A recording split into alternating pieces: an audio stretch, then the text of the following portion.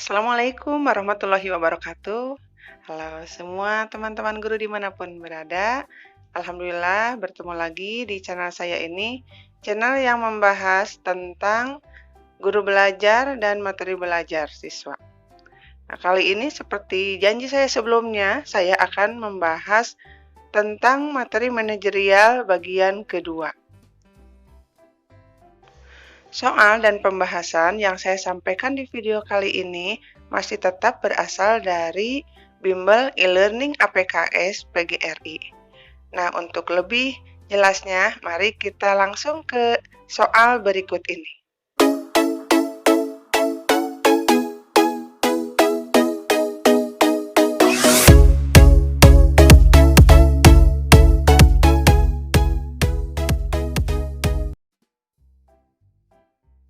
Soal pertama, sebagai ketua tim, Anda memiliki informasi terbaru yang berkaitan dengan pekerjaan yang dibebankan pada Anda. Apa yang Anda lakukan?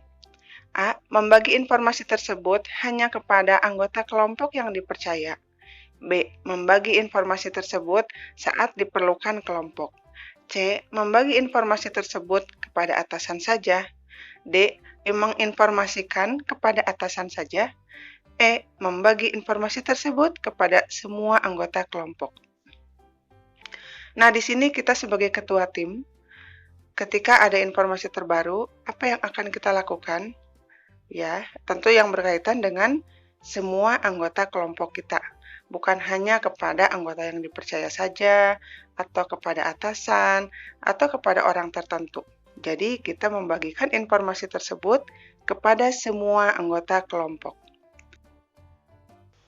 Nomor 2, perusahaan tempat Anda kerja saat ini mengalami penurunan yang disebabkan atasan yang baru sangat kaku dan tidak terlalu paham mengenai kondisi pasar. Sementara kamu sangat memahami kondisi pasar dan mengerti strategi peningkatan target. Apa yang akan Anda pikirkan? A. Mengajak atasan dan semua tim untuk mengatur jadwal diskusi secara rutin untuk bertukar pendapat. B. Membiarkan saja, karena sebagai atasan dia harus mampu mengkoordinasi tim dengan baik dan punya strategi sendiri. C. Saya mengajukan ide secara pribadi dan mengemukakan kemampuan serta strategi untuk memperbaiki kinerja perusahaan. D. Sepakat dengan tim yang lain untuk biasa saja karena semua anggota juga tahu perilakunya yang kaku. E. Seharusnya atasan lebih terbuka dan tidak kaku dan menerima semua masukan dari tim. Nah, pada kondisi seperti ini, ketika kita mempunyai atasan baru yang sangat kaku dan tidak terlalu paham mengenai kondisi pasar, yang kita pikirkan adalah saya akan mengajukan ide secara pribadi dan mengemukakan kemampuan serta strategi untuk memperbaiki kinerja perusahaan. Karena di sini, kalau kita membiarkan, tentu juga itu akan berakibat tidak baik pada perusahaan.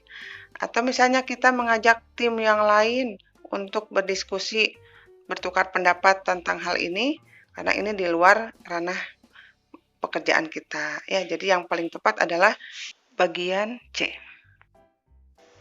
Nomor 3, menurut saya, orang yang kehilangan kesempatan mengembangkan usahanya lebih disebabkan oleh A. Menunda ketika melihat risikonya. B. Bertahan pada cara yang telah ada. C. Berpikir mencoba usaha lain. D. Mundur begitu melihat resikonya. E. Bertahan pada cara yang tidak praktis. Jawaban yang paling tepat adalah mundur begitu melihat resikonya. Nomor 4, tuntutan tugas Anda adalah mencapai target produksi sesuai dengan standar yang ditetapkan. Akibat kelelahan fisik, Anda melakukan kesalahan sehingga produk tidak memenuhi standar kualitas yang ditetapkan. Apa yang akan Anda lakukan? A. Tetap menghitung produk cacat dalam pencapaian produk hari itu. B. Mengakui ada kesalahan dan siap menerima konsekuensi dari hal tersebut. C. Mengakui kesalahan tetapi tidak mau bertanggung jawab sendiri karena kerja tim. D. Mengakui kesalahan dan menginformasikan kepada rekan sekerja. E. Menginformasikan ada beberapa produk cacat pada rekan kerja. Nah, jika terjadi hal seperti ini, yang paling perlu kita lakukan adalah kita harus menunjukkan rasa tanggung jawab, yaitu mengakui ada kesalahan dan siap menerima konsekuensi dari hal tersebut. Nomor selanjutnya, ide-ide yang saya kemukakan di hadapan orang banyak biasanya dianggap sebagai gagasan yang A. Besar, B. Biasa saja, C. Umum, D. Jauh ke depan, E. Usang. Nah, jawaban yang tepat adalah yang jauh ke depan. Sikap kepemimpinan dalam organisasi yang baik, kecuali A. Menghargai orang lain, B. Menggebu-gebu, C. Karismatik, D. Mengayomi, E. Tenang. Nah, kecuali berarti yang tidak termasuk dalam sikap seorang pemimpin. Menghargai orang lain, betul. Karismatik, betul. Mengayomi, ya. Tenang, ya. Jadi yang salah adalah menggebu-gebu. Saya baru saja dimutasikan ke unit lain yang sama sekali baru bagi saya. Sikap saya adalah A. Mengamati proses pekerjaan yang dilakukan rekan sejawat. B. Duduk-duduk saja sambil menunggu perintah atasan. C. Berusaha mempelajari dan memahami mekanisme kerja unit melalui rekan sejawat. D. Berusaha memahami mekanisme kerja unit melalui arsip dan aturan kebijakan. E. Mengamati proses pekerjaan yang dilakukan rekan satu tim. Nah, mana jawaban yang paling tepat? Apakah kita melakukannya dengan hanya melihat rekan sejawat, atau menunggu perintah dari atasan, atau kita melihat atau mempelajari melalui arsip dan aturan kebijakan? Ya, jawabannya adalah kita berusaha memahami mekanisme kerja unit melalui arsip dan aturan kebijakan.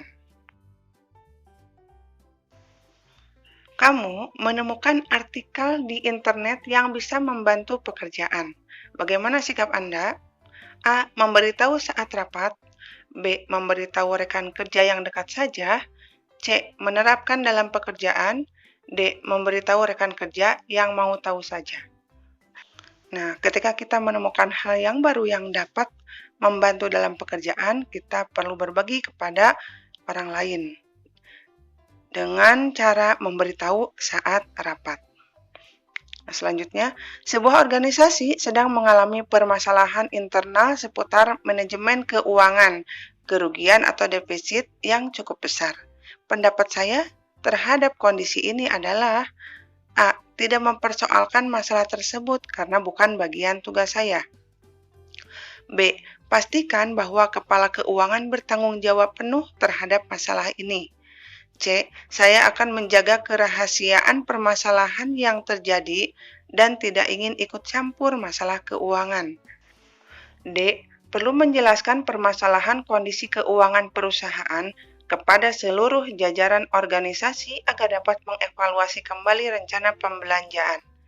E. Seharusnya pimpinan puncak dapat menindak tegas yang terlibat dalam masalah ini.